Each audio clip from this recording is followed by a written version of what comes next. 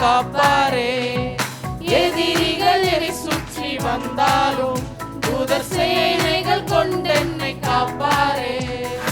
ஆவியினால் யுத்தம் வெல்வேனே, சாத்தானை சமுத்திரம் விழுங்குமே. ஆவியினால் யுத்தம் வெல்வேனே, சாத்தானை சமுத்திரம் விழுங்குமே.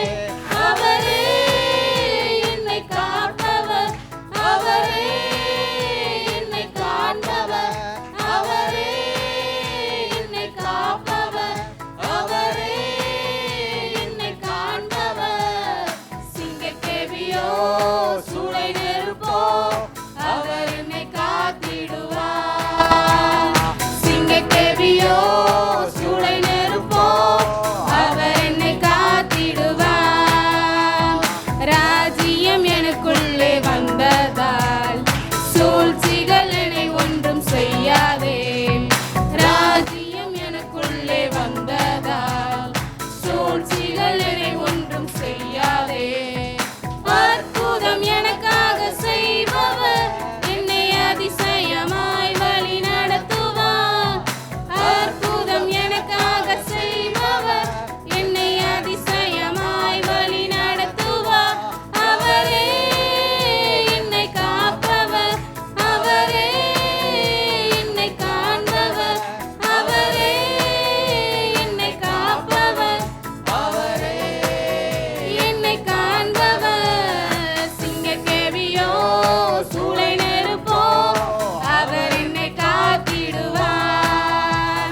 சிங்கக்கேவியோ சூளை நெருப்போ அவர் என்னை காத்திடுவார். சிங்கக்கேவியில் நான் விழுந்தேன், அவர் என்னோடு அமர்ந்திருந்தார். சுட்டெரிக்கும் அக்கினியில் நடந்தேன், பனித்துளியா என்னை நனைத்தார்.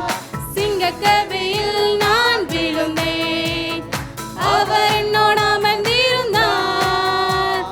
சுட்டெரிக்கும் அக்கினியில் நடந்தேன், பனித்துளியா என்னை நனைத்தார். சிங்கக்கேவியோ சூளை நெருப்போ அவர் என்னை காத்திடுவார். சிங்கக்கேவியோ சூளை நெருப்போ அவர் என்னை காத்திடுவார்.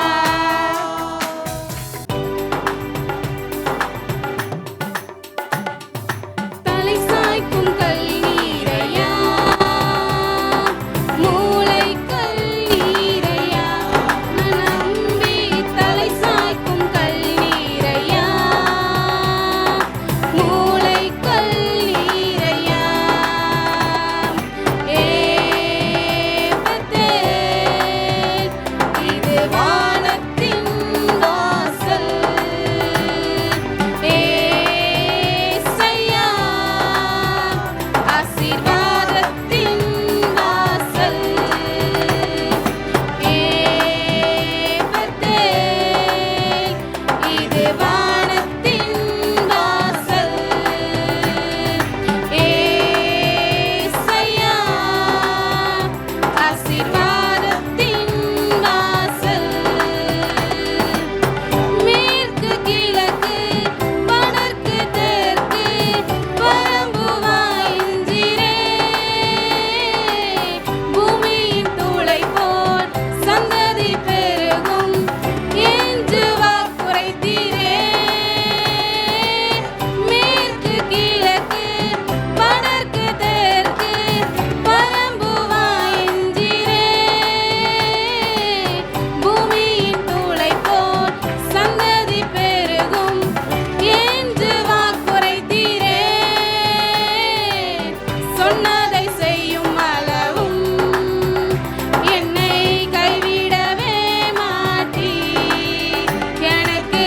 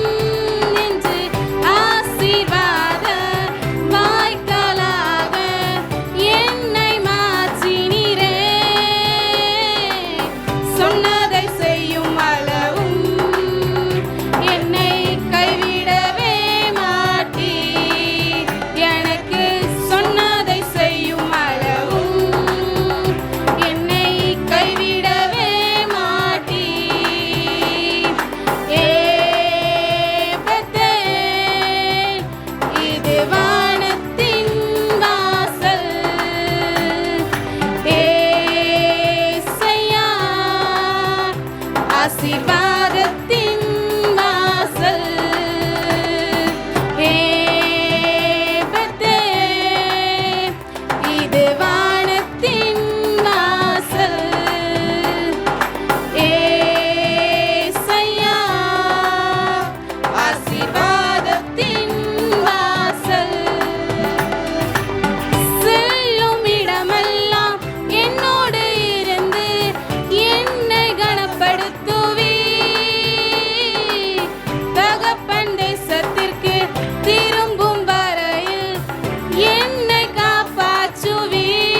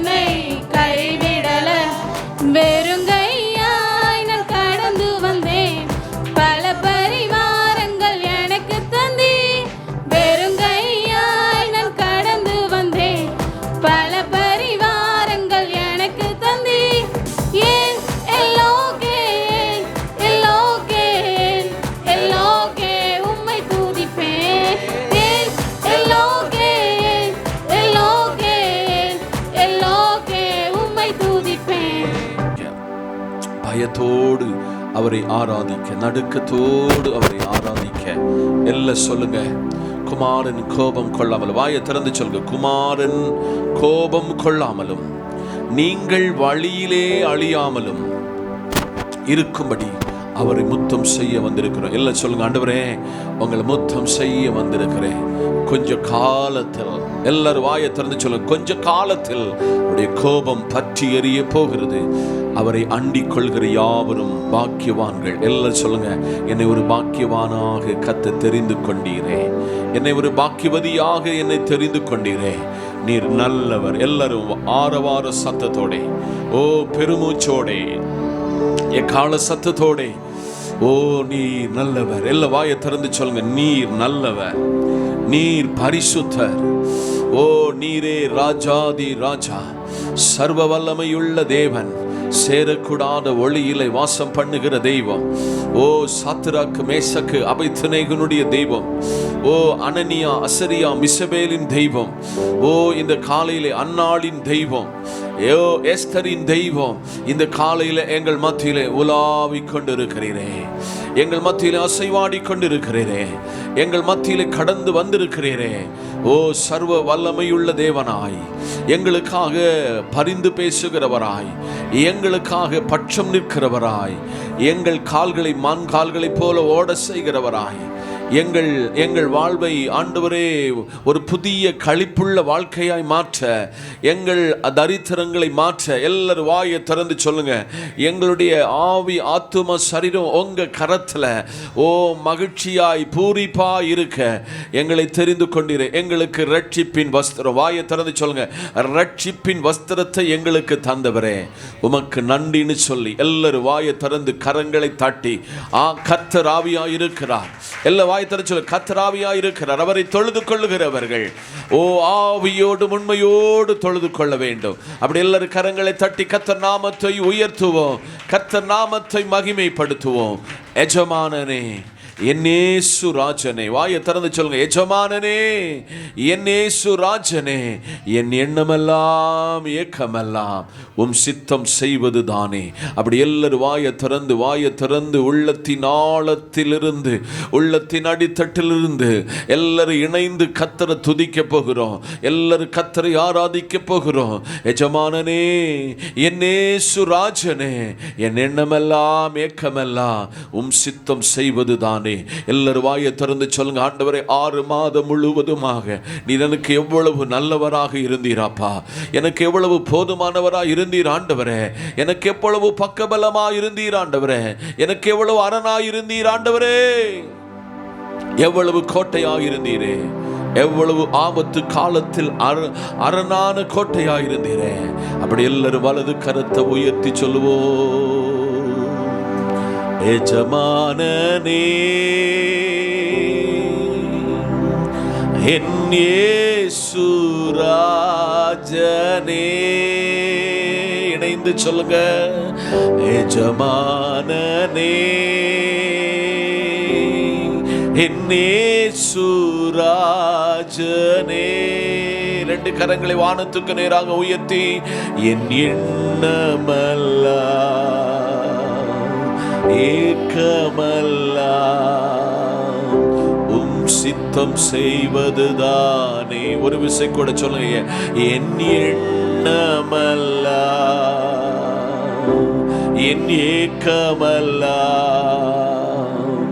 உம் சித்தம் செய்வதுதானே. கரங்களை அசைத்து, எஜமானனே எஜமானனே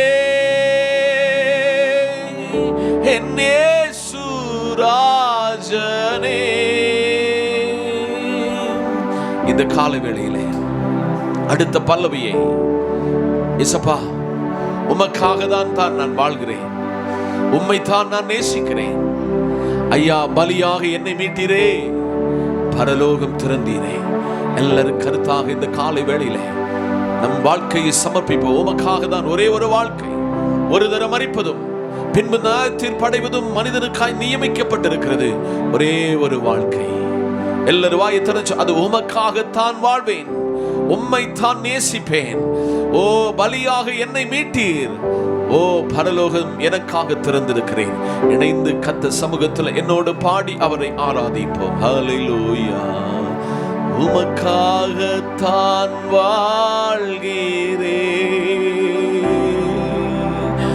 உம்மை தான் நேசிக்கிறேன். எல்லாரும் இணைந்து சொல்லுங்க.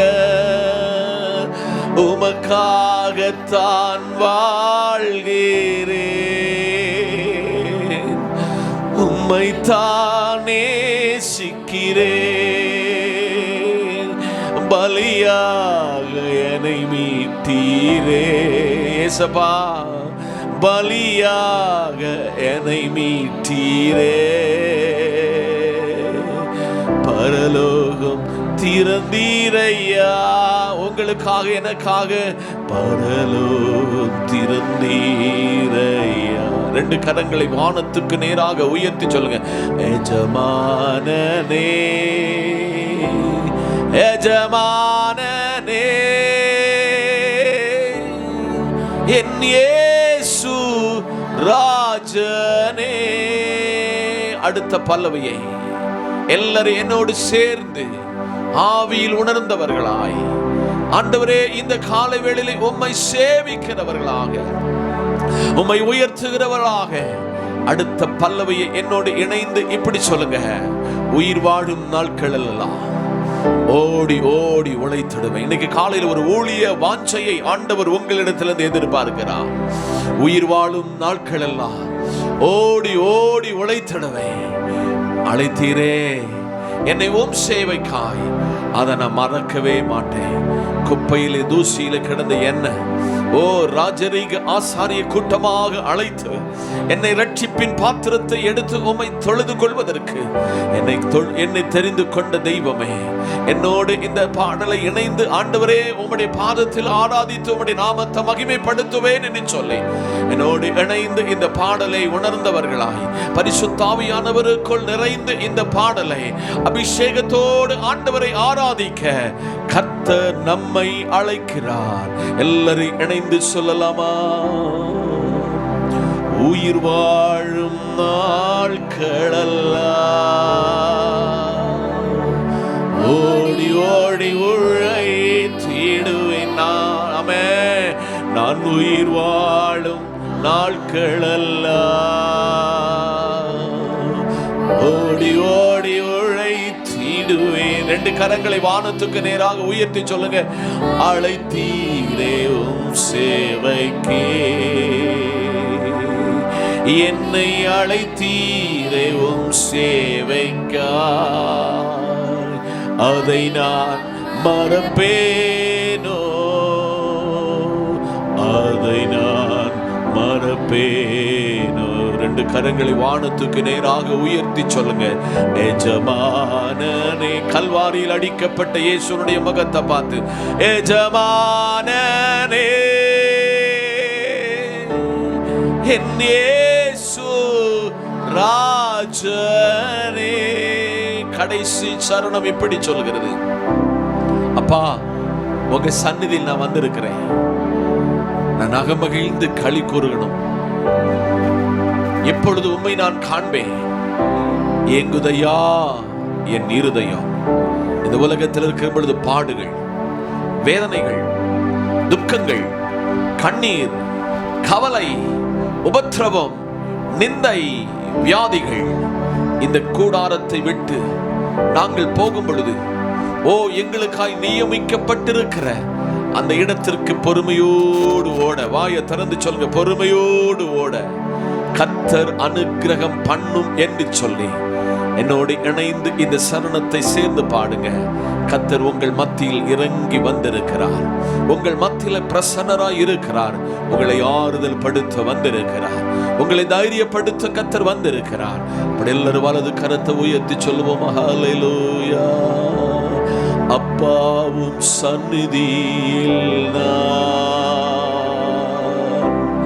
அகமகிழ்ந்து களி கூறுவே. அப்பாவும் சந்நிதியில் நான் அகமகிழ்ந்து களி கூறுவே. எப்போது உம்மை காண்பே, எல்லாரும் இணைந்து சொல்லுங்க, எப்போது உம்மை காண்பே. எங்குதையா என் இதயம், சொல்லலாமா, எங்குதையா என் இதயம். கல்வாரியிலே, கோல்கதாவிலே, கபாலஸ்தலத்திலே, மண்டையோற்றிலே நமக்காக காயப்பட்ட கர்த்தருடைய முகத்தை பார்த்து, ஓ நிலத்தை உலகிறது போல உழப்பட்ட இயேசுடைய முகத்தை பார்த்து நம்மை முழுமையாக சமர்ப்பித்து நின்றது அல்ல, கர்த்தர் என்னை நிறுத்தினி, நடந்ததல்ல, பரிசுத்தாவியானவரே நீர் என்னை நடத்தினீர். அப்படி எல்லாரும் அர்ப்பணத்தோடு தேவ பாதத்தை நோக்கி பார்த்து சொல்வோம். எஜமானனே என் இயேசு ராஜனே, எண்ணமல்லா ஏக்கமல்லாம் உம் சித்தம் செய்வதுதானே. எஜமானனே, கரங்களை உயர்த்தி, எஜமானனே என் இயேசு ராஜனே. இந்த காலையில எல்லாரும் சொல்லுங்க, கர்த்தாவே 6 மாதத்தின் ஒவ்வொரு நொடிகளிலும், ஒவ்வொரு நிமிடங்களிலும், ஒவ்வொரு நாட்களிலும் வருஷத்தை தம்முடைய நன்மையால் முடிசூட்டி எங்கள் பாதைகளை நெய்யாய் பொழிய செய்து எங்கள் சரீரத்திற்கு நல்ல ஆரோக்கியத்தை, எங்கள் கால்கள் இடராதபடிக்கு எங்களை பரிசுத்தப்படுத்தி, நிற்கிறவன் எவனும் தன்னை வீழாதபடி பாதுகாத்துக் கொள்ளுக கடவன் என்று சொன்ன உடைய சத்திய வார்த்தைக்கு நேராக பரிசுத்தமாய் வாழ, வாயை திறந்து சொல்லுங்க, நீதியாய் வாழ, நம்பிக்கையோடு வாழ, விசுவாசத்தில் வளர கர்த்தர் எங்களுக்கு தந்த நல்ல கிருபைகளுக்காக, நல்ல நல்ல நாட்களுக்காக உமக்கு நன்றி. கொடுத்த நல்ல சுகத்துக்காக, எல்லாரும் வாயை திறந்து சொல்லுங்க, நல்ல சுகத்துக்காக, நல்ல பலத்துக்காக, கொடுத்த நல்ல குடும்ப வாழ்க்கைக்காக, கொடுத்த நல்ல பெற்றோருக்காக, கொடுத்த நல்ல பிள்ளைகளுக்காக, கொடுத்த நல்ல தேசத்துக்காக, கொடுத்த நல்ல வேலைக்காக, கொடுத்த நல்ல திருச்சபைக்காக, ஓ நீ தந்த எல்லா ஒத்தாசைகளுக்காக உமக்கு நன்றி அப்பான்னு சொல்லுங்க, உமக்கு ஸ்தோத்திரம்னு சொல்லுங்க, உங்களுக்கு துதின்னு சொல்லுங்க. உயரமும் உன்னதமான தேவனே, நீர் எங்களை நடத்தின விதங்கள் பெரிது. ஓ நீர் எங்களை நடத்தின விதங்கள் பெரியது. ஓ நாங்கள் பல நேரத்தில் சோர்வுற்றவர்களாய், அவிசுவாசம் உள்ளவர்களாய், ஓ வாழ்க்கையை சிலதை செய்த நன்மைகளை மறந்தவர்களாய், சில உயர்வுகளை வந்த பொழுது அதை உதாசீனப்படுத்தினவர்களாய் மாற்றப்பட்டாலும், ஓ பலம் உள்ளவனாயிலும் பலனற்றவனாயிலும் உதவி செய்வது உமக்கு லேசான காரியம் அப்பா. இந்த காலையில் எல்லாம் நன்றி சொல்லுங்க. ஆண்டவரே, கொடுத்த நல்ல மழைக்காக நன்றி, கொடுத்த நல்ல ஆரோக்கியத்துக்கு நன்றி, கொடுத்த எல்லா உயர்வுக்கு நன்றின்னு சொல்லி உயர்த்தி பரிசுத்தராய் இருக்கிற தெய்வத்தை எல்லாரும் வாயை திறந்து உள்ளத்தின் ஆழத்திலிருந்து, உள்ளத்தின் அடித்தட்டிலிருந்து, உள்ளத்தின் ஆழத்திலிருந்து கர்த்தரை துதிப்போம். இந்த காலையில கர்த்தர் நல்லவர். எல்லாரும் சொல்லுங்க, கர்த்தர் நல்லவர். எல்லாரும் என்னோடு இணைந்து நன்றி பலி பீடம் கட்டுவோம். நல்ல தேவன் நன்மை செய்தார், செய்த நன்மை 1000 சொல்லி சொல்லி பாடுவேன். எல்லாரும் என்னோடு இணைந்து கரங்களை தட்டி பாடி அவர் நாமத்தை உயர்த்துவோம். ஹல்லேலூயா. நன்றி பலி பீடம் கட்டுவோம். நல்ல தேவன் நன்மை செய்தார், நன்றி பலி பீடம் கட்டுவோம். நல்ல தேவன் நன்மை செய்தார். ஆமென். செய்த நன்மை 1000 சொல்லி சொல்லி பாடுவேன். ஆமென். செய்த நன்மை 1000 சொல்லி சொல்லி பாடு. கரங்களை தட்டி நன்றி தகப்பனே, நன்மைகள் செய்திரே. ஆமென். தகப்பனே நன்மைகள் செய்தீரே. நன்றி பலிபீடம் கட்டுவோம், சொல்வோம் நல்ல தேவன் நன்மை செய்தார். ஆமென். நன்றி பலிபீடம் கட்டுவோம், ஆமென். நல்ல தேவன் நன்மை செய்தார். செய்த நன்மையாயிரங்கள் சொல்லி சொல்லி பாடுவேன். எல்லாம் இணைந்து சொல்க. செய்த நன்மையாயிரங்கள் சொல்லி சொல்லி பாடுவே. இந்த நீர் அன்புக்கு நீ கழுவி வெட்டி சொல்க. ஜீவன் தந்து நீ அன்புக்கு நீ பாவம் நீங்கிட கழுவி வெட்டி. உமக்கென்று வாழ பிரித்தெடுத்து உமது ஊழியம் செய்ய வைத்தீ.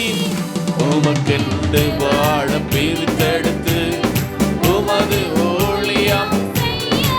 கரங்களை தட்டி. நன்றி தகப்பனே நன்மைகள் செய்தீரே. நன்றி தகப்பனே நன்மைகள். முறையிலே குரல் எழுப்பும் சிலுவை ரத்தம் நீ சிந்தினீரே. சிறந்த முறையிலே சிலுவை ரத்தம் நீ சிந்தினீரே. இரத்த கொட்டைக்குள் வாய்த்துக் கொண்டீ, எதிரி நுழையாமல் காத்து கொண்டீ. சொல்லுவோம். கோட்டைக்குள் வாய்த்துக் கொண்டீ.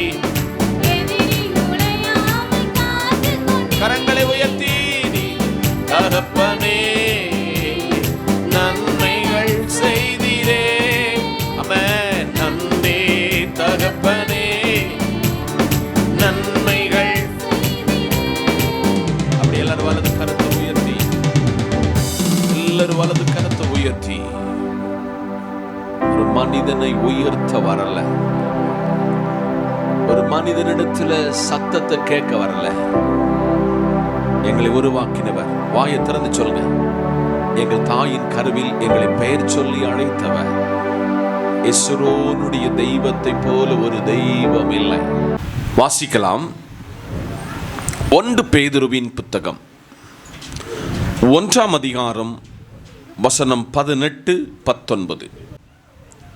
உங்கள் முன்னோர்களால் பாரம்பரியமாய் நீங்கள் அனுசரித்து வந்த வீணான நடத்தையில் நின்று அழிவுள்ள வஸ்துக்களாகிய வெள்ளியினாலும் பொன்னினாலும் மீட்கப்படாமல் குற்றமில்லாத மாசற்ற ஆட்டுக்குட்டியாகிய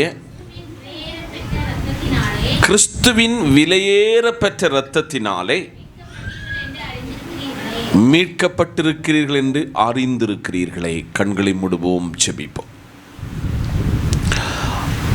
உன்னதமும் உயர்ந்தவருமாயிருக்கிற நல்ல ஆண்டவரே, வார்த்தை உம்முடையது.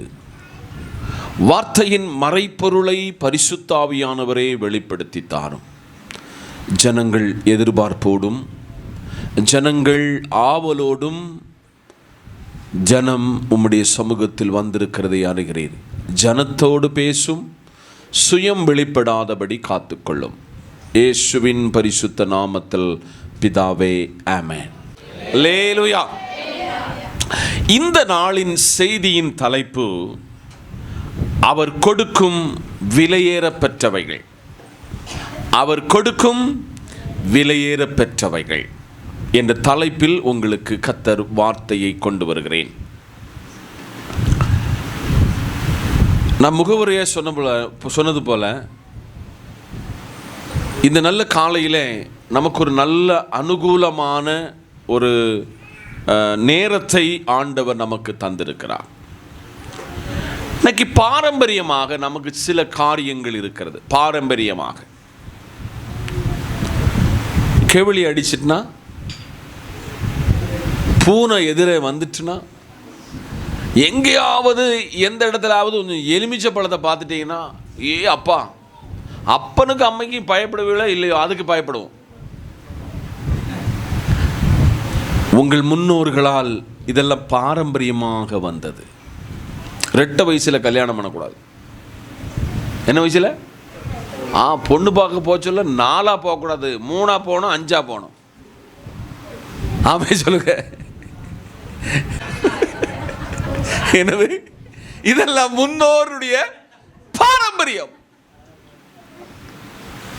இந்த காலையில் ஒருவேளை சிரிக்கலாம். யூ திங்க் உங்கள் முன்னோர்களால் பாரம்பரியமாய் நீங்கள் அனுசரித்து வந்த வீணான நடத்தையில் நின்று அழிவுள்ள வஸ்துவாகிய வெள்ளியினாலும் பொன்னினாலும் மீட்கப்படாமல்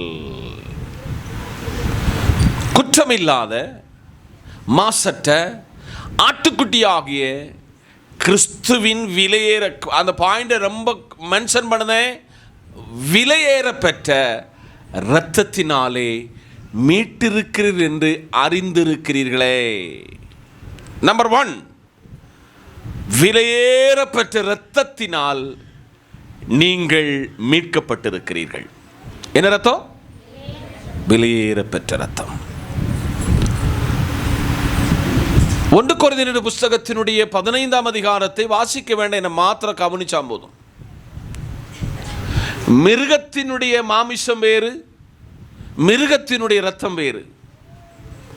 மனிதனுடைய மாமிசம் வேறு, மனிதனுடைய ரத்தம் வேறு. இப்படி பைபிள் ரொம்ப விளக்கத்தை நமக்கு தருகிறது. அல்லேலூயா.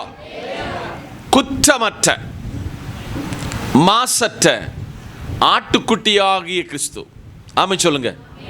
நல்ல கவனிங்க. பிலாத்துவினிடத்திலே இயேசுவை குற்றம் கண்டுபிடிக்க கொண்டு போனாங்க. ஹன்னாவினிடத்திலே இயேசுவை குற்றம் கண்டுபிடிக்க போனாங்க. ஏரோதுவினிடத்திலே கொண்டு போனாங்க. சன்னத்திரி சங்கத்துக்கும் இவருடைய குற்றத்தை கண்டுபிடிக்க போனார்கள். ஆனால் ஒருவன் ஒரு பாத்திரத்தில் தண்ணீரை எடுத்து தன் கைகளை கழுகி சொன்னான், குற்றமற்றவர். ஒரு அல்லேலூயா. ஆதலால் இந்த காலையிலே குற்றமில்லாத மாசற்ற ஆட்டுக்குட்டியாகிய கிறிஸ்துவின் விலையேற பெற்ற இரத்தத்தினால் மீட்டிருக்கிறீர்கள் என்று அறிந்திருக்கிறீர்களே. எத்தனை பேருக்கு அந்த விழிப்புணர்வு இருக்கு? நான் மீட்கப்பட்டது, நான் தேவ சமூகத்தில் தேவனுடைய பிள்ளையானது அவருடைய இரத்தத்தினால், அதுவும் விலையேற பெற்ற இரத்தத்தினால் நான் மீட்கப்பட்டிருக்கிறேன். 19ஆம் வசனம் மிக தெளிவாக சொல்லுகிறது, குற்றமில்லாத, என்னது? குற்றமில்லாத மாசற்ற ஆட்டுக்குட்டியாக கிறிஸ்துவினுடைய விலையேற பெற்ற இரத்தத்தினால் நான் மீட்கப்பட்டிருக்கிறேன். ஆனபடினால் இந்த காலையில் இந்த உலகத்தில் அழிந்து போகிற பொன்னு வெள்ளியும், என்னது? அழிந்து போகிற பொன்னு வெள்ளியின் அல்லாமல் ஆட்டுக்குட்டியினால் உங்களை மீட்டிருக்கிறார். எத்தனை பேர் நம்புகிறேன்? 100% நான் நம்புகிறேன். இன்னைக்கு இந்த விலையேறப்பட்ட இயேசு கிறிஸ்துவுடைய இரத்தத்தினால் நான் மீட்கப்படாவிட்டால், என் கூட படித்தவங்க, என் நண்பனாக இருந்தவர்கள் அநேகர் இன்னைக்கு கிறிஸ்துவுக்குள் இல்லை. நீங்கள் எல்லாரும் நன்றி சொல்லணும். ஆண்டவரே, இந்த ரட்சிப்பு இருந்ததுனால நான் சம்பாதிக்கிற பணம், நான் விவாகமான குடும்பம் ஆசீர்வாதமாக இருக்கிறது. விலையேற பெற்ற இரத்தத்தினால் நீங்கள் மீட்கப்பட்டிருக்கிறீர்கள். அதான் நம்ம எப்பவும் மறக்கவே கூடாது என்பதை இந்த வேதம் சொல்லுகிறது. ஒருவேளை நீங்கள் ரட்சிக்கப்படாதவர்களாயிருந்தால் ஒரு ஞாயிற்றுக்கிழமை இந்த மாதிரி ஆராதனைக்கு வரமாட்டீங்க. இன்னைக்கு ஆராதனையெல்லாம் கர்த்தர் நம்மோடு கூட பேசினார். சிலருடைய கண்களில் தாரை தாரையான கண்ணீர் வடிந்ததை என் கண்கள் இங்கிருந்து பார்க்க நேரிட்டது. சபையே, நீ விலையேற பெற்ற இரத்தத்தினால் மீட்கப்பட்டிருக்கிறாய். நீ யார் என்பதை நீ உணராமல் பல நேரத்தில் தேவனுடைய சமூகத்தை விட்டு தூரம் போகிறாய். விலையேற பெற்ற இரத்தத்தினால் மீட்கப்பட்டிருக்கிறீர்கள் என்று அறிகிற அறிவு நமக்குள்ளே உண்டாக வேண்டும் என்று வேதம் சொல்லுகிறது. நம்பர் 2, அதே 1 பேதுருவினுடைய புஸ்தகம் 1ஆம் அதிகாரம் 7ஆம் வசனம். 1:7.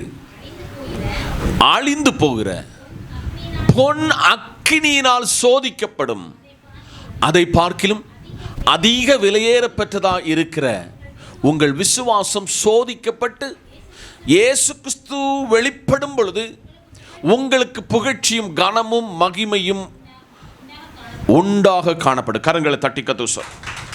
கொஞ்சம் உங்க பைபிளை உங்க கையில் வச்சுக்கோங்க. கொஞ்சம் ஒன்று அந்த பைபிளை அடைச்சிருங்க. உங்கள் கவனம் எல்லாருடைய கவனமும் இங்க தேவ சமூகத்துக்கு முன்பதாக வரட்டும். அழிந்து போகிற பொன் அக்கினியினால் சோதிக்கப்படும். இப்போ போட்டிருக்கிற எல்லாருடைய ஜுவலும் ஒரு நெருப்பில் வைக்கப்பட்டு சில நேரத்தில் அந்த நெருப்பில் வைக்கும் பொழுது அது கரிக்கட்ட மாதிரி ஆகி அதை தட்டான் அழகாக வடிவமைத்து அழகாக உங்க காதுல கழுத்தில் கிடக்குது. ஒரு காலத்தில் இந்த பைபிள் சொல்லுது, உங்க காதுல கழுத்தில் போட்டிருக்கிற உங்க கையில் சேமிப்பா வச்சிருக்கிற இந்த தங்கம் வெள்ளியும் எங்க வருமா? வீதிக்கு வரும். எங்க வரும்? வீதிக்கு வரும். அழிந்து போகிற பொன் அக்கினியினால் சோதிக்கப்படும். அழிந்து போகிற பொண்ணு அக்கினியினால் என்ன செய்யப்படும்? இப்போ உங்களுக்கெல்லாம் அந்த எக்ஸ்பீரியன்ஸ் இருக்கும். சகோதரமாருக்கு இல்லாட்டையும் சகோதரிமாருக்கு அந்த எக்ஸ்பீரியன்ஸ் இருக்கும். உங்கள் தொங்கட்டானோ உங்களுக்குள்ள ஏதோ ஒரு கம்மலோ ஏதாவது ஒரு இடத்துல விட்டு போனால் நீங்கள் எங்கே கொண்டு போவீங்க? தட்டாங்கிட்ட கொண்டு போவீங்க. அவன் உடனே உங்கள் முன்னாலே வச்சு ஒரு தீயை வச்சு ஒரு குழலை வச்சு என்ன செய்வான்? ஊதுவான். ஊதில் உங்களுக்கு அவனுக்கு ஒன்று அடி கொடுக்க தோணும். உங்களுக்குள்ள பொருள் கறி கடையாயிரும். ஆனால் அவன் அதெல்லாம் க்ளீன் பண்ணி அதை ஒட்டு கொடுத்து அவன் ஒரு பாத்திரத்தில் போடுவான். அது பழையது மாதிரி தங்கமாகிடும். அழிந்து போகிற பொன் அக்கினியினால் சோதிக்கப்படும், அதை பார்க்கிலும் என்னது? அதை பார்க்கிலும் அதிக விலையேறப்பெற்றதாக இருக்கிற உங்க விசுவாசம். இங்க இருக்கிற எல்லாருக்கும் விசுவாசம் இருக்கு, நான் இல்லைன்னு சொல்லவே மாட்டேன். ஆனால் அந்த விசுவாசம் சோதிக்கப்பட வேண்டும். விசுவாசம் சோதிக்கப்பட வேண்டும். நான் அதுக்கு ஆதாரமாக சில விளக்கத்தை ஆண்டவர் சமூகத்தில் பெற்று இந்த இடத்துல நிற்கிறேன்.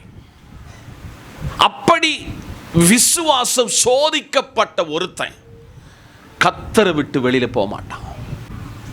இந்த காலையில் சபை விசுவாச குடும்பம், நீ உன் விசுவாசம் சோதிக்கப்படாத நீங்க இங்க தூணா நிற்கவே முடியாது. தூணா நிற்கவே முடியாது. அதை பார்க்கிலும் அதிக விலையேறப்பட்டதாக இருக்கிறது உங்கள் விசுவாசம். என்ன செய்யப்படணுமா? சோதிக்கப்படணும். நீங்க ஆஸ்பத்திரிக்கு போச்சல உங்களுக்கு இந்த இன்சுலின் உங்க சரீரத்துக்கு அலர்ஜியா இருக்கிறதா ஏற்றுக்கொள்ளுமா ஃபர்ஸ்ட் ஒரு சோதனை நடத்துவாங்க.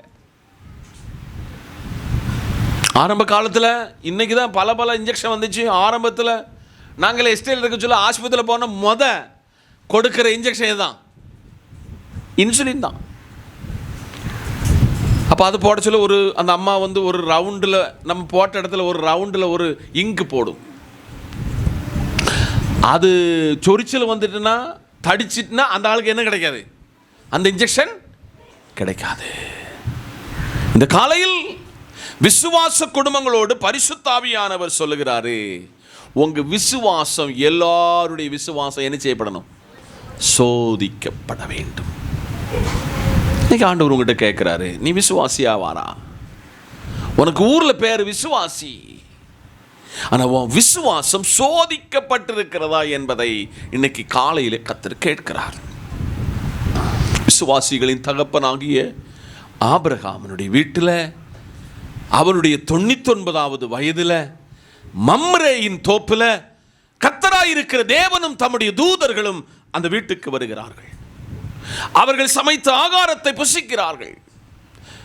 சந்தோஷமாக அந்த வீட்டிலே சம்பாஷணை பண்ணும் பொழுது கர்த்தர் சொல்லுகிறார், அடுத்த உற்பவ காலத்தில் நான் வரும் பொழுது இந்த வீட்டில் தேரகனுடைய மகனாய் ஊர் என்கிற கிராமத்தில் உன்னை ஒருவனாய் அழைத்து வேர் பிரித்தேன். ஆனா உனக்கு சொன்ன வாக்கு தத்தங்கள் இதுவரையும் அது நடக்கல. நான் வரும் பொழுது இந்த வாக்கு தத்தம் முன்னில் நிறைவேறும். அந்த வாக்கு தத்தம் முன்னில் நிறைவேறும். அவர் சொல்லிட்டு போயிட்டாரு. கர்த்தர் சொன்ன மாதிரி கிழவனுக்கும் கிழவிக்கும் அருமையான ஒரு சிங்கமணி நீங்க சொல்லுகிற ஒரு ஆம்பளை பிள்ளை ஆண்டவர் அவருக்கு கொடுத்தார். அந்த விசுவாசம் இப்ப சோதிக்கப்பட போகிறது. விசுவாசித்தவனுக்கு எல்லாம் கூடும். எல்லாரும் கவனிக்கணும், விசுவாசிக்கிறவனுக்கு எல்லாம் கூடும். ஆண்டவர் அப்படியே அளவற்ற வல்லமையை அவனுக்கு கொடுத்து, இப்ப விசுவாசத்தில் ஒரு பரீட்சை, விசுவாசத்தில் ஒரு சோதனை. ஆபிரகாமே, என்ன ஆண்டவர் இதோ அடியேன் இருக்கிறேன், உன் ஏக சுதனம். என்ன சுதன்? ஏக சுதனம். உனக்கு வாக்குத்தத்த சந்ததியாய் இருக்கிற ஈசாக்கை மோரியாவிலே கொண்டு எனக்கு தகன பலியாக செலுத்த வேண்டும். அல்லேலூயா. இங்க இருக்கிற நான் உள்பட யாருக்கிட்டையாவது சொன்ன ஒரு மனுஷன் கூட, ஐயா நீர் வேண்டாம், உங்களுடைய ஆராதனையும் வேண்டாம், ஒன்று வேண்டான்னு ஓடி போயிடுவோம். ஆனால் ஆபிரகாம் தன் மகனை தட்டி உறக்கத்திலிருந்து உசுப்பினார். நம்ம பிள்ளைகளை உறக்கத்தில் உசுப்பினீங்கன்னா உங்களுக்கு என்ன லாங்குவேஜில் அவங்க உங்கள்கிட்ட எதிர்த்திருப்பாங்கன்னு உங்களுக்கு நல்லாவே தெரியும், நான் உள்பட. ஈசாக்கு எழுந்தான். ஈசாக்கு எழுந்தான். ஈசாக்கு அப்பனோடு 3 நாள் நடந்தான். 3ஆம் நாள் ஈசாக்கை அப்ப ஒரு வேலை ஏவினார். இப்போ நல்லா கவனிங்க பேரண்ட்ஸ், சின்ன வயசு முதல் உங்கள் பிள்ளைகளை வேலை ஏவனா அவன் உங்களை முறைக்க மாட்டான், உங்களை எதிர்த்து பிடிக்க மாட்டான். பொட்ட பிள்ளைக்கும் சொல்லுதேன், அம்மாமார் உங்கள் பிள்ளைகளை சின்ன வயசு முதல் ஏவினால் அவங்கள உங்களை எதிர்க்க மாட்டாங்க, அடிக்க சொல்ல கையை பிடிக்க மாட்டாங்க, கம்பை பிடிக்க மாட்டாங்க. 3ஆம் நாள் வேலைக்காரர்களை பார்த்து ஆபிரகாம் சொல்லுகிறார், நீங்க இங்க நில்லுங்கள், நானும் என் குமாரனும் தேவனை தொழுது வருகிறோம். வேலைக்காரங்களுக்கு தெரியாது, எங்க விசுவாசிகளின் தகப்பன் பிள்ளையை கொல்ல போகிறார். மகனும் வெரி இன்னசென்ட், என்ன இந்த அப்பா கொல்ல தான் கொண்டு போறாருன்னு தெரியாது. இந்த காலையில நல்ல கவனமாக கேட்கணும். இப்ப தலையில விறகு கொடுத்தாச்சு, யார் தலையில? நல்லா புரிந்து கொள்ளுங்க, உங்க வேதனை உங்க பிள்ளை தெரிஞ்சிருக்கணும், உங்க கஷ்டப்பாடு உங்க பிள்ளைகள் தெரிந்திருக்கணும். இப்பவுமே அந்த பிள்ளைகளை அப்படியெல்லாம் வேலை ஏவணும். அவங்கள வேலை ஏவனீங்கன்னா அவங்களுக்கு வருகிற பணம் விரையும் ஆகாது. கஷ்டம் தெரியும், வேதனை தெரியும், அப்பா அம்மா படுகிற வேதனை தெரியும். நீங்க என்ன வேலை செய்தீங்களோ, டீச்சரா இருந்தா டீச்சர் ஒரு நாள் உங்களுக்கு உங்க தலைமை ஆசிரியருடைய பெர்மிஷனோட உங்க பிள்ளைய உங்க கூட உட்கார வைங்க. களை வெட்டவங்க, சிமெண்ட்டுக்கு வேலை பார்க்குறவங்க, ஒரு நாள் உங்க பிள்ளைகளை அந்த இடத்தினுடைய கஷ்டப்பாட ஒன்று நீங்க உங்க பிள்ளைகள் அதை புரிந்திருக்க வேண்டும். அப்பா கிட்ட மகன் கேட்கிறான், தலையில விறகு வந்த உடனே, அப்பா விறகுண்டு, தீவட்டி உண்டு, பலியினுடைய ஆடு எங்கே? அவன் சொல்லுகிறான், யெகோவா ஈரே, தேவன் பார்த்து கொள்வார். போன பிரயாணத்தில் மகன் வேலை அப்பாவுக்கு ஹெல்ப் பண்ணுதான். பலிபீடத்தில் இந்த விறகுகளை அப்பாவுக்கு ஒரு ஹெல்ப்பரா மாறுகிறான்.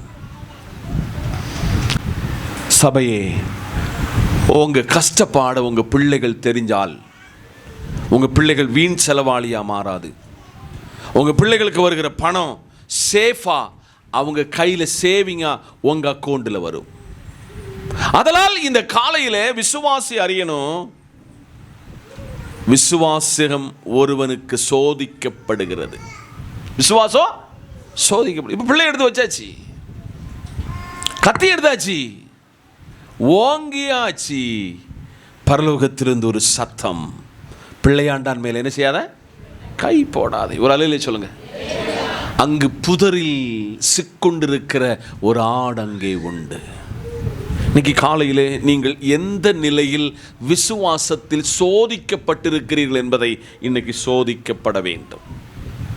அப்படி விசுவாசத்தில் சோதிக்கப்பட்டவன், விசுவாசத்தை ருசித்தவன் கர்த்தர் சமூகத்தை விட்டு எக்காரணம் கொண்டு வெளியில போக மாட்டான். லேட்டஸ்ட் எனக்கு நான் சொன்னமல்ல, முகவரியில் சில வேதனைகள். இயேசுவை அறிந்தீர்கள், இயேசுவை தங்கள் சொந்த இரட்சகராய் ஏற்றுக்கொண்டீர்கள். பல மிஷனரிகள் தங்கள் விசுவாசத்தில் சோதிக்கப்பட்டு, விசுவாசத்தில் தங்களை முழுமையாய் சமர்ப்பித்து, தங்களுக்குண்டான எல்லா விதமான அனுபவிக்கக்கூடிய காலத்தில் அனுபவிக்க வேண்டியதை விட்டு தேவராஜ்யத்திற்கு வந்ததினால் இந்தியாவில், தென்னிந்தியாவில் இப்படிப்பட்ட ஒரு தெய்வத்தினுடைய சிநேகத்தை நமக்கு உணர்ந்து கொள்ள முடிந்தது. அதனால் அழிந்து போகிற பொன் அக்கினியினால் சோதிக்கப்படும், அதை பார்க்கிலும் அதிக விலையேற பெற்றதாக இருக்கிற உங்க விசுவாசம் என்ன செய்யப்படணும், சோதிக்கப்படணும். அப்பொழுது கிறிஸ்து வெளிப்படும் பொழுது உங்களுக்கு என்ன உண்டாகும்னா புகழ்ச்சி. கையப்படி சொல்லுங்க, புகழ்ச்சி. உங்களுக்கு என்ன உண்டாகும்? சபையே, நீங்க வந்து போகிறதுல உங்களுக்கு ஆண்டவர் கொடுக்கிற பெனிஃபிட் ஆகும். என்னது? புகழ்ச்சி, மகிமை, கனம். புகழ்ச்சி, கனம், மகிமை. இது யாருக்கு கிடைக்கும்? அதான் பாயிண்ட். விசுவாசத்தில் சோதிக்கப்படுகிறவனுக்கு இவைகள் எல்லாம் உண்டாகும். நீங்க நல்ல பரிசுத்தவான்களை நன்றாக ஸ்டடி பண்ணி பார்த்தீங்கன்னா, மார்ட்டின் லூதர் தன்னுடைய வாழ்விலே தான் ஒரு ஆயராக கேத்தலிக் திருச்சபையிலே ஆண்டவருக்காக பணியாற்றும் பொழுது தன்னை படிப்பித்த இந்த வேத புஸ்தகம், விக்கிரக ஆராதனையும் ஒரு ஆளுகிட்ட போய் ரெக்கமெண்டேஷன் பண்ணி ஜெபித்து அந்த ஆளு ஆண்டவர்கிட்ட பேசுகிறது தவறு என்பதை செம்பு தகட்டில் எழுதினார். என்னதுல? நல்ல வேலை, இன்னைக்கு நம்ம பஸ் காரை ஓட்டி போதில் ஒருத்தன் பேக்கில் நம்ம ஆன் அடிச்சா நம்ம திரும்பி பார்ப்பான், ஒரு கத்தி வச்சு தான் வெட்டியப்படுவான். அவ்வளவுக்குள்ள கோபம் உள்ள ஒரு உலகம். ஆனபடியினால் இந்த காலையில ரொம்ப கவனமாய் கேளுங்கள். ரொம்ப ஆழமாக இந்த காரியத்தை உங்களுக்கு சொல்கிறேன். அவன் அவருடைய தலைமை பீடத்துக்கு சொன்னான், ஐயா, இன்னென்ன ஆராதனை இந்த பைபிளுக்கு எதிராக இருக்கிறது, இன்னென்ன ஆராதனை டெட் அகைன்ஸ்டா இருக்கிறது. அவரை கொலை செய்ய முயற்சித்தார்கள். இன்னைக்கு புரோட்டஸ்டன்ட் என்கிற சீர்திருத்த திருச்சபையினுடைய ஃபவுண்டர், சிற்பி, கர்த்தருக்கு பின்னால ஆண்டவர் உயிரோடு காத்ததுனால நமக்கு நம்முடைய வீட்டில் ஒரு சபையில் ஒரு விக்கிரகம் இல்லாத ஒரு வீடாக நம்ம வீடு மாறிச்சு. கரங்களை தட்டி ஆராதிப்பதற்கான ஒரு பெரிய சீர்திருத்தத்தை கொண்டு வந்தவராகும் மார்ட்டின் லூதர் கிங். ஆனபடியால் இன்றைக்கு காலையிலே அவர் சோதிக்கப்பட்டார். சோதனையில், விசுவாசத்தின் சோதனையில் வெற்றி கண்டார். இந்தியாவினுடைய பவுல் என்று அறியப்படுகிற சாது சுந்தர் சிங் தானும் தன்னுடைய வாழ்வில் பல இடங்களில் ஒரு முறை அவரை ஒரு மலையில உருட்டி விட்டாங்க. பரிசுத்தாவினுடைய அநாதி திட்டத்தின்படி தேவன் அவரை பாதுகாத்தார். அவரை கொண்டு சபைகளை கட்டி எழுப்பினார். இன்னைக்கு காலையில் உங்களை பார்த்து கத்த சொல்கிறார், நீ விசுவாசத்தில் சோதிக்கப்பட்டாய் என்றால் புகழ்ச்சி தருவேன், கனம் தருவேன், மகிமையும் தருவேன். இந்த காலையிலே விசுவாசியே, விசுவாசத்தில் சோதிக்கப்படுவதற்கு நீ தயாராக இருக்கிறதா? பொன் அக்கினியினால் சோதிக்கப்படுகிறது போல இது அழிந்து போகிறது. அழிந்து போகாத இந்த விசுவாசம் கடைசி வர இந்த பூமியில தள்ளாடுகிற வயசுல விசுவாசம் உங்களை தற்காக்கும், பரலோகத்தில் கொண்டு உங்களை விடும் என்பதை ஆவியானவர் உணர்த்துகிறார். ஒன்று, விலையேற பெற்றது இரத்தம், எசப்பாவின் இரத்தம், விசுவாசம். 2, விலையேற பெற்றது உங்களுடைய விசுவாசம். நம்பர் 3, 1 பேதுரு 2ஆம் அதிகாரம் 4, 5, 6, 7 வசனம்.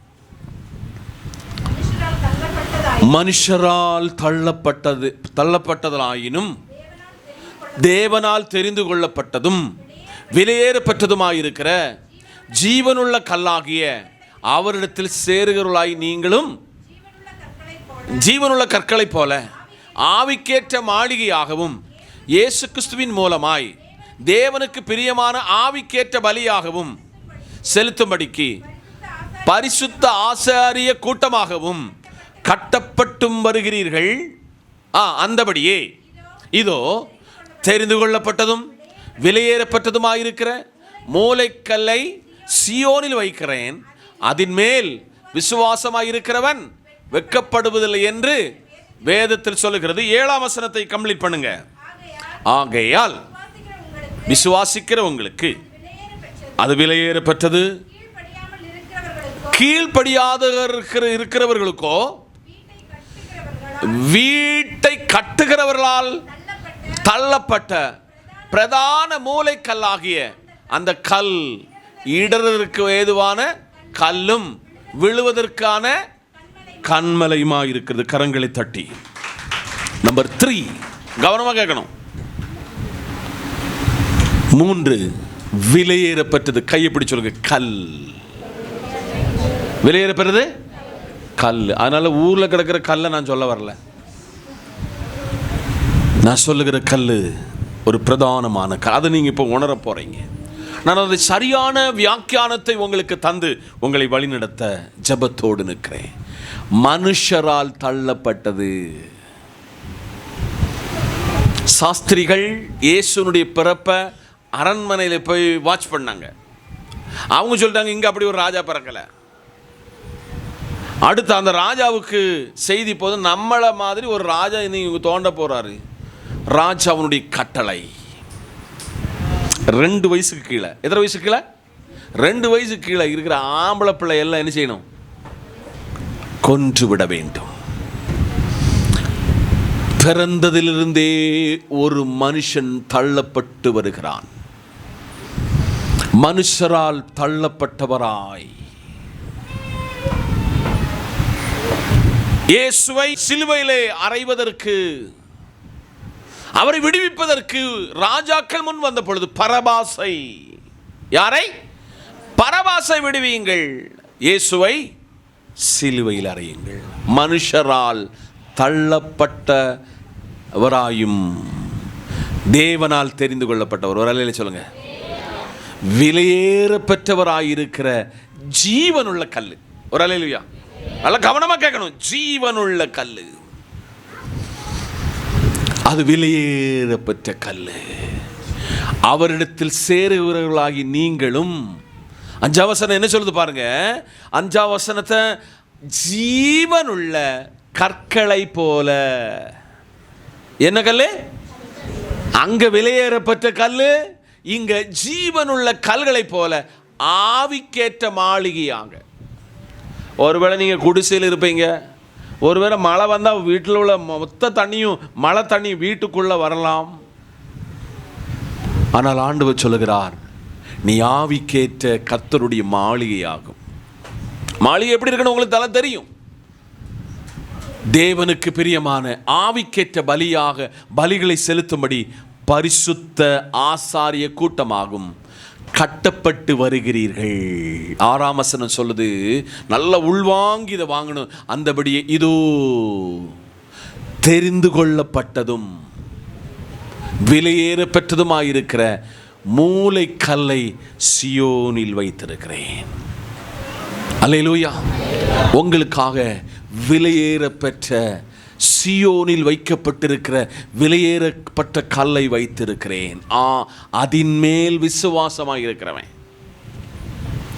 உங்களுக்கு இன்னைக்கு விசுவாசம் எங்கேலாமோ அப்படி தடவி நீண்டு போகிறது. உங்களுக்கு சொல்லுகிறேன், உங்க விசுவாசம் இந்த விலையேறப்பட்ட கிறிஸ்துவினிடத்தில் மட்டும்தான் வைக்கணும்.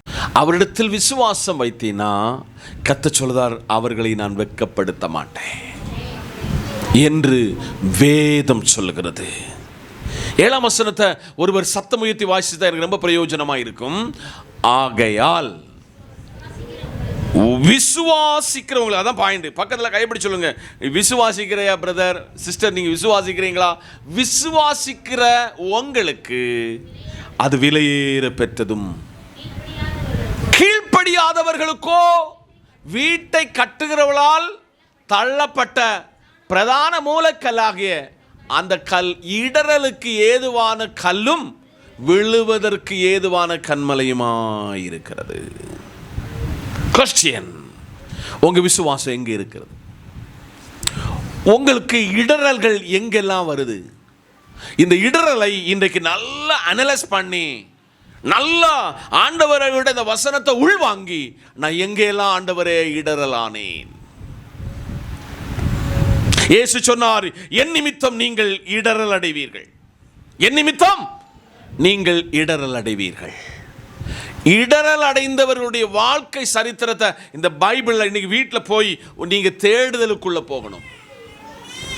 ஆண்டவரை விட்டு இடறல் அடைந்தவன் 30 காசுக்கு இயேசுவை காட்டி கொடுத்தான். இந்த காலையில் உங்களை பார்த்து சொல்றாரு, மகனே மகளே, நீ எங்கெல்லாம் இடறல் அடைஞ்சாய், எங்கெல்லாம் என்னை விட்டு தூரம் போனாய், நீ சோதித்து, நீ ஒரு விலையேறப்பட்ட கல்லாயிருக்கிற சியோனில் வைத்திருக்கிற அந்த கல்லினுடைய உடைமையாகும். இந்த பைபிள் சொல்லுது, நாம் யாரை தரிக்க வேண்டுமா? கிறிஸ்துவை தரிக்க வேண்டும். கிறிஸ்துவை தரித்தால் கிறிஸ்துவினுடைய குணமும், கிறிஸ்துவினுடைய தாழ்மையும், கிறிஸ்துவினுடைய விட்டு கொடுக்கிற தன்மையும் உங்களுக்குள்ளே உண்டாகும். இந்த காலையில் கர்த்தர் கேட்கிறாரு, நீ இடறலுக்கு ஏதுவான கல்லாய் இருக்கிறாயா, விழுவதற்கு ஏதுவான கல்லாய் இருக்கிறாயா என்று சோதித்து, எங்க விழுந்தாயோ அந்த இடத்துல நீ எழுந்து நிமிர்ந்து நட என்று கர்த்தர் சொல்லுகிறார். பைபிள் சொல்லுது, நீதிமான் 7 தடவை விழுந்தாலும் அவனை எழுப்பி நிறுத்துகிற ஒரு ஆண்டவர் நம்முடைய தேவன். அத பழைய ஏற்பாட்டில் இதே கான்செப்ட்ல இயேசு கிறிஸ்து பிறப்பதற்கு முன்னதாக BC 700க்கும் 740க்கு இடையில எசையா 28 அதனுடைய 16ஆம் வசனத்தில் என்ன சொல்லுதான்னு வாசிங்க பாப்போம். எசையா 28:16, ஆதலால் கர்த்தராக இருக்கிற ஆண்டவர் உரைக்கிறதாவது, இதோ ஒரு அஸ்திபாரமாகிய ஒரு கல்லை நான் சியோனில் வைக்கிறேன், அது பரீட்சிக்கப்பட்டது. ஒரு கரங்களை தட்டி அது என்ன செய்யுது? பரீட்சிக்கப்பட்டது, விலையேறப்பட்டது, திட அஸ்திபாரம் உள்ளதுமான மூலைக்கல்லாய் இருக்கும் விசுவாசிக்கிறவன் பதறான். இன்னைக்கு விசுவாசிக்கு தான் பதட்டம், மரணத்தை குறித்து, நாளை என்ன நடக்குன்னு சொல்லி பதட்டம். இன்னைக்கு உங்கள்கிட்ட ஓப்பனாக சொல்லுதேன், படுத்த 2 நிமிஷத்துக்குள்ள ஆண்டவர் நல்ல தூக்கத்தை தருவார். எதுக்கும் குறித்து பயம் இல்லை. பல நெருக்கங்கள் உண்டு, ஸ்ட்ரகிள் உண்டு, போராட்டம் உண்டு, பலவீனங்கள் உண்டு. ஆனால் எதை குறித்தும் ஒரு பயமே இல்லை. பயமில்லை, பயமில்லை, பயமில்லை. அதில் கர்த்தராயிருக்கிற ஆண்டவர் உரைக்கிறது, இதோ அஸ்திபாரமாகி ஒரு கல்லை நான் எங்க வச்சிருக்கிறேன்? சியோனில் வைத்திருக்கிறேன். அது பரீட்சிக்கப்பட்டது, அது விலையேறப்பட்டது, அது திட அஸ்திபாரம் உள்ளது, மூலைக்கல்லாயிருக்கிறது. அதை விசுவாசிக்கிறவன் என்ன செய்ய மாட்டான்? பதற மாட்டான். நீங்க பல காரியத்தில் பதறுகிறீங்களா? உங்க விசுவாசம் இது இடிமின்னலுக்கு நம்ம ஆள் வீட்டை விட்டு வெளியில இருந்து ஓடி உள்ள ஓடிடுவான். சின்ன இடிமின்னலுக்கு விசுவாசிக்கிறவன் பதறான்.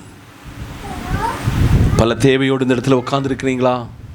உங்க தேவைகளை அந்த கல்லாய் இருக்கிற சியோனில் வைத்திருக்கிற கண்மலையாகி இருக்கிற கிறிஸ்துவின் இடத்துல கொள்ளுங்க. அவர் பார்த்துக் கொள்வார், அவர் பார்த்துக் கொள்வார். வெளிப்படுத்தின விசேஷம் 21:11. அதன் பிரகாசம் மிகவும் விலையுயர்ந்த இரத்தின கல்லை போலவும் பளிங்கு பொலியுள்ள வச்சிர கல்லை போலவும் இருந்தது. இந்த காலையிலே பிரகாசிப்பிக்கிற விலையேற பெற்ற கல்லாயிருக்கிற கிறிஸ்துவை அண்டிக் கொள்ளுங்கள். 4வது 1 பேதுரு 3:4 ஒருவர் திருப்பிக் கொள்ளலாமே. அழியாத அலங்கரிப்பாயிருக்கிற சாந்தமும் அமைதிலுமுள்ள ஆவியாகிய இருதயத்தில் மறைந்திருக்கிற குணமே உங்களுக்கு அலங்காரமாய் இருக்க கடவது, அதுவே தேவனுடைய பார்வையில் விலையேற பெற்றது. எல்லாரும் கவனமாக கேளுங்க. ஒரு கால வர பெண்களுக்கு மட்டும்தான் பியூட்டி பார்லர். எல்லாரும் கவனிங்க. எங்க என்ன பியூட்டி பார்லர் சோத்திரம். இப்போ செங்கோட்டைக்கு தென்காசிக்கு போனால் ஆண்களுக்கும் அழகு நிலையம். நான் உங்களை அழகுப்படுத்தாண்டாமன்னு சொல்லவே மாட்டேன். ஏன்னா நீங்கள் அழகாக இருந்த மாதிரி இந்த ஊர் உங்களை அங்கீகரிக்கும். ஒத்துக்கிட்டீங்களா? உங்கள் பிள்ளைகளுக்கு பாஸ்டர் பிள்ளைகளுக்கெல்லாம் கல்யாணம் வரும். அப்போ நம்ம யாரை கூப்பிடுவோம்? பியூட்டிஷனை கூப்பிடுவோம். அல்லேலூயா. அன்னைக்கு பாய்ச்சல் அப்போ ராஜா விட்டு பிள்ளை மாதிரி நம்ம பிள்ளை ஜொலிக்கும். அடுத்த நாள் காலையில் இதெல்லாம் கழுகப்படும். அடிக்கடி நான் சொல்லுவேன், உங்கள் ஆதார் கார்டில் இருக்கிற உங்கள் ஃபோட்டோயை மறக்கவே கூடாது.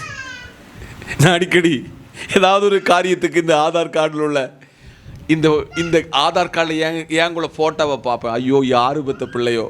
கண்ணாடி வைக்க விட மாட்டான். என்ன வைக்க விட மாட்டான்? கண்ணாடி வைக்க விட மாட்டான். ஒரு நேச்சுரல் ஃபேஸ் எங்கே தான் தெரியும். அடிக்கடி விசுவாசிகளே ஆதார் கார்டை ஒன்று பார்க்கணும். ஆமென் சொல்லுங்க. அல்லேலூயா.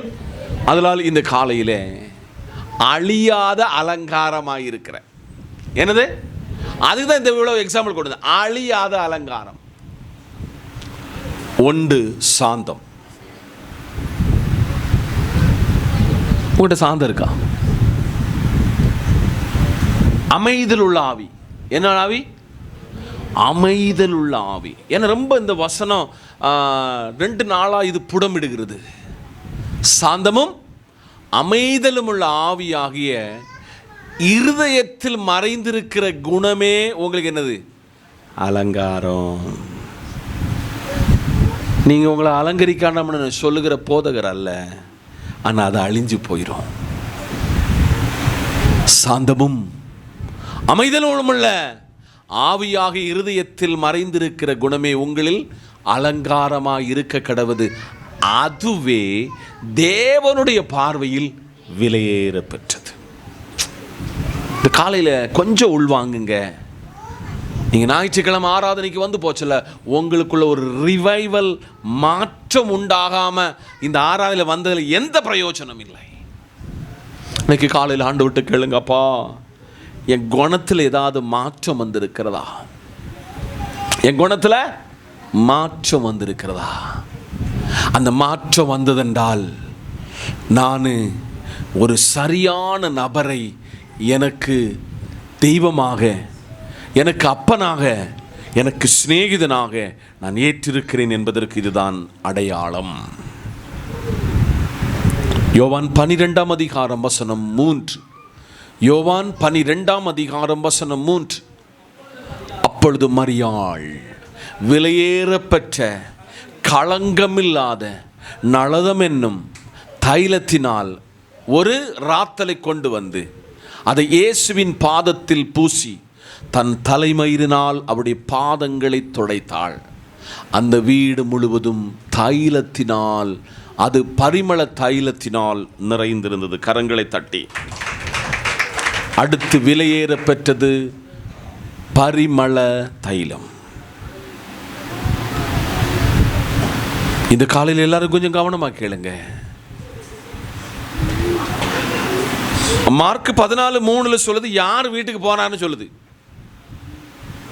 நான் தான் அங்கே எக்ஸ்பிளனேஷன் பண்ணினேன்.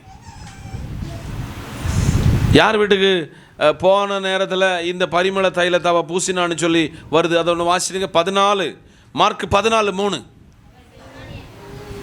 அங்க அவர் பெத்தானியாவில் சீமோன் வீட்டிலே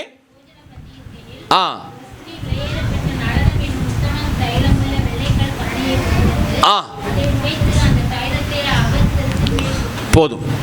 இது 3 இடத்துல 3 கான்செப்ட்ல இந்த பகுதி மத்தேயு 26:7 சொல்லுது. இப்போ நீங்கள் வாசிக்கக்கூடிய நேரில் இதை நீங்கள் அந்த யோவான் 12:3 மட்டும் உங்களை கொண்டு அதை சொல்லுகிறேன். தைலம் விலையேற பெற்றது. நல்ல புரியுங்க. இயேசு தான் பிரசங்கித்து வர சொன்னாரு, நான் நீண்ட காலம்லாம் அந்த ஊரில் இருக்க மாட்டேன். இன்னைக்கு நமக்கு எல்லாருக்கும் தீர்க்காயுசுக்காய் ஜோமன் நல்லது. அப்பொழுது பரிமளம் மரியாள் விலையேற பெற்ற களங்கம் இல்லாத நளதம் என்னும் தைலத்தினால் ஒரு ராத்தலை கொண்டு வந்து இயேசுவின் பாதத்தில் பூசினாள். அல்லேலூயா. இவருடைய பேக்ரவுண்ட் உங்களுக்கு நல்லா தெரியும். ஆனால் அவள் தன் வாழ்க்கையில் பெற்றதான, அவரிடத்தில் பெற்றதான அந்த சந்தோஷத்தையும் தான் ஒரு விடுவிக்கப்பட்டதென்றையும் அவள் ஆண்டவருக்கு நன்றிக்கடனாக அவள் கொண்டு வருகிறாள். ஒருவேளை உங்களை பரிமள தைலத்தை கொண்டு வர நாங்கள் சொல்லலை, காணிக்கையை கொண்டு வர சொல்லலை, உங்கள் தசம பாகத்தை கொண்டு வர சொல்லலை. உங்களுக்கு கர்த்தர் செய்ததை நன்றி உள்ளவனாக இருந்தால் மாத்திரம் போதும்.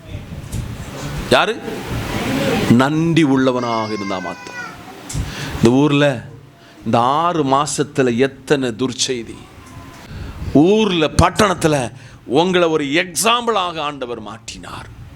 எத்தனை பேர் நன்றியா இருக்கிறீங்க? எத்தனை பேர் ஆண்டவருக்கு ஸ்தோத்திரம் சொல்லுதுங்க? அவள் விலையேறப்பட்டதை கொண்டு வந்தாள். உங்கள்கிட்ட சில விலையேறப்பட்டது இருக்கிற நல்ல குணம், சாட்சி சொல்லுகிற அனுபவம். ஒரு நாள் நான் குப்பையில் கிடந்தேன், தூசியாய் கிடந்தேன், தெய்வம் இல்லாதவனாய் இருந்தேன், ஒன்றுக்கும் உதவாதவனாய் இருந்தேன். இந்த கையை அநேகருக்கு உதவ செய்தார். இந்த ஊரில் ஒரு கிரெடிட்டாக வாழ ஆண்டவர் என்னை தெரிந்து கொண்டார். அதனால உயர்தர தைலத்தை ஆண்டவருக்கு அவள் கொடுத்தாள். உங்க நல்ல நல்ல சுபாவம் மற்றவங்களுக்கு பிரதிபலிக்க ஆண்டவர் உங்களை அழைக்கிறார். நீதிமொழிகள் 3:13-14-15 ஞானத்தை கண்டடைகிற மனுஷனும் புத்தியை சம்பாதிக்கிற மனுஷனும் பாக்கியவான். அது கழிஞ்சு நான் அடுத்த உள்ள வசனத்தை நான் எக்ஸ்பிரஷன் பண்ணதேன். இது 3ஐயும் சொல்லியே போயிடுறேன். 13ஆம் வசனம், ஞானத்தை கண்டடைகிற மனுஷனும் புத்தியை சம்பாதிக்கிற மனுஷனும் யாரு? பாக்கியம். நீங்க இந்த உலகத்தில் சம்பாதிக்க வேண்டிய சம்பத்தி என்பது ஞானம். பக்கத்தில் கை இப்படி சொல்லுங்க, ஞானம். இந்த காலையில் உங்களுக்கிட்ட பார்த்து கத்து தாராரு. உங்கள் குடும்ப வாழ்க்கையில் நீங்கள் ஞானமாய் நடந்து கொள்கிறீர்களா? புத்தியாய் நடந்து கொள்கிறீர்களா? நீங்கள் பாக்கியவான். அல்லேலூயா சொல்லுங்க. இந்த காலையில் நல்லா புரிஞ்சுவிடணும். ஸ்கூலில் படிக்கிற மாணவர், கல்லூரியில் படிக்கிற மாணவ மாணவிகளே, உங்களை பார்த்து கத்த சொல்றாரு, ஞானத்தை கண்டடைகிற மனுஷன் யாரா? அவன் புத்தியை சம்பாதிக்கிற அவன் தான் பாக்கியவான். இன்னைக்கு டிகிரி படிக்கிற மாணவர்கள், ஸ்கூலில் படிக்கிற மாணவர்கள், உங்களுக்கு உங்கள் வீட்டில் வேறு எந்த சுமையும் இல்லை. உங்களை வேலை வெளியில் போய் ஒரு வாரம் வேலை பார்க்க சொல்லுதாங்களா? வேலை பார்க்க சொல்லுதாங்களா? இல்லை 10 நாள் நீ வேலை செய்ய, அது கழிஞ்சு நீ காலேஜுக்கு போன சொல்லுதாங்களா? படிக்க வேண்டிய நேரத்தில் நீ நல்ல ஞானத்தில் படிச்சனா தேவ சமூகத்தில் வளரலாம். ஒருவேளை டிகிரி முடிச்சுட்டு ஒரு அரசாங்க பணியை இலக்காக வைத்தீங்கன்னா பல அகாடமிகள் இருக்கிறது. என்ன இருக்கிறது? அங்கே அறிவை சம்பாதித்துக் கொள்ளலாம். அரசாங்க பணி ஏய்மனா அரசாங்க பணியை உங்களால் வாங்க முடியும். அதுக்கு என்ன வேணும்? ஞானம் வேண்டும். ஞானத்தை கண்டடைகிறவன், புத்தியை சம்பாதிக்கிறவன் தான் பாக்கியவான். சபை ஏன் இப்படி உங்களுக்கு போதிக்கிறது? சபை ஏன் உங்களை இப்படி படிப்பிக்கிறது? நீங்க கீழே கிடக்கணும்னு சபை ஒருபோதும் விரும்பாது. தாவீது நாளுக்கு நாள் விருத்தி அடைந்தான். சேனைகளின் கர்த்தர் அவனோடு கூட இருந்தார். இந்த காலையிலே நான் உங்களுக்கு ஒரு மாடலாக எல்லா நிலைகளில் நிற்கிறதை உங்கள் கண்கள் காண முடியும். 14 வசனம், 14 நீதிமொழிகள் 3:14. என்னதான் அது? வர்த்தகம் வெள்ளி வர்த்தகத்திலும் அதன் ஆதாயம் பசும் பொன்னிலும் உத்தமமானது. படித்து டிகிரி எடுத்து ஒரு கவர்மெண்ட் வேலைக்கு எழுதி ஜெயிச்சா மலையாளத்தில் சொன்னது மாதிரி ஜோர்ஜ் குட்டி கிடைக்கும். என்ன கிடைக்கும்? சம்பளம் கரெக்டாக வந்துடும். அல்லேலூயா. எத்தனை பேரண்ட்ஸ், ஆண்டவரே ஒரு நாள் 300 ரூபாய்க்கு சம்பளத்துக்கு போன ஆண்டவரே, என் பிள்ளை 1 லட்சம் ரூபா சம்பளம் வாங்குது. இந்த கனவை என்றைக்கு உங்கள் பிள்ளைகளிடத்தில் நீங்கள் சம்பாதிக்க முடியும்னா, அந்த பிள்ளையை படிக்க வேண்டிய நேரத்தில் படிக்க வச்சு, அவன் ஒழுக்கத்தை கற்றுக் கொடுத்து, ஞானத்தை கற்றுக் கொடுத்து, அவன் உத்தமம், அவன் ஆண்டவருக்குள்ளே வளருவான். அதன் வர்த்தகம் வெள்ளி வர்த்தகத்திலும் அதன் ஆதாயம். உங்கள் பிள்ளைக்குள்ள சம்பளத்தை அடுத்த வீட்டு கொடுத்துருவீங்களா? ஹலோ, கொடுத்துருவீங்களா? அதெல்லாம் கொடுக்க மாட்டோம்.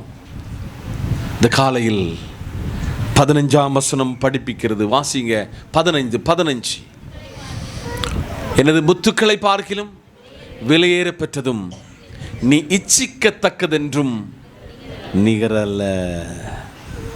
அதனால் ஞானத்தை என்ன செய்யணும்? சம்பாதிக்க படிக்கணும்.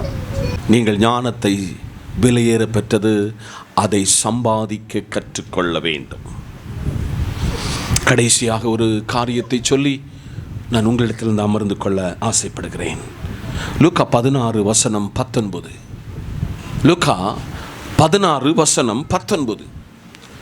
ஐஸ்வர்யமுள்ள ஒரு மனுஷன் இருந்தான். அவன் இரத்தாம்பரமும் விலையேறப்பெற்ற வஸ்திரமும் தரித்து அனுதினமும் சம்பிரமமாய் வாழ்ந்து கொண்டிருந்தான். அடுத்து விலையேற பெற்றது வஸ்திரம். இந்த காலையிலே ஐஸ்வர்யமுள்ள ஒரு மனுஷன் இருந்தான். அவன் இரத்தாம்பரமும் விலையேறப்பட்டதுமான வஸ்திரமும் தரித்து அனுதினமும் சம்பிரமமாக வாழ்ந்தான்.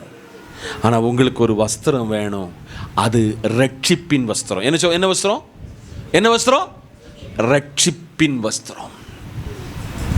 ஆமென். ரட்சிப்பின் வஸ்திரம்.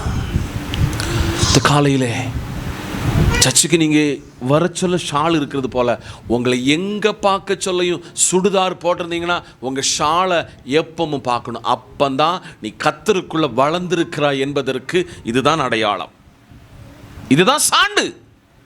அதனால் இந்த காலையில் ஒரு ரட்சிப்பின் வஸ்திரத்தை நீங்கள் அனுபவித்திருக்கிறீர்கள்.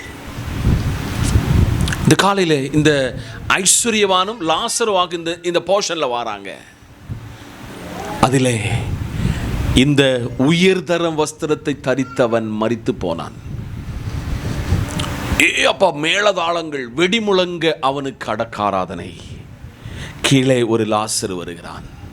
நான் அவனை அந்த 16ஆம் அதிகாரத்தில் கீழையும் மேலையும் வாசித்து வாசித்து வாசித்து கற்றுக்கொண்ட பொழுது அவனுடைய அடக்காராதனையை இந்த பைபிள் சொல்லலை. அவன் விலையேறப்பட்ட வஸ்திரத்தை போட்டாலும் அவன் அக்கினியில் தள்ளப்பட்டான். இந்த காலையிலே ரட்சிப்பின் வஸ்திரத்தை உடுத்தவன் விசுவாசிகளின் தகப்பனாகிய ஆபிரகாமின் மடியில் தேற்றப்பட்டான். சபையோடு நான் சொல்லுகிறேன், நீங்கள் விலையேற பெற்றவர்கள், நீங்கள் விலையேற பெற்றவர்கள். உங்கள் ஆத்துமா விலையேற பெற்றது. ஆதலால் இன்னைக்கு சபை கிட்ட கத்த சொல்லுதாரு, கிறிஸ்துவினுடைய ரத்தம் விலையேற பெற்றது. நம்முடைய விசுவாசம் விலையேற பெற்றது.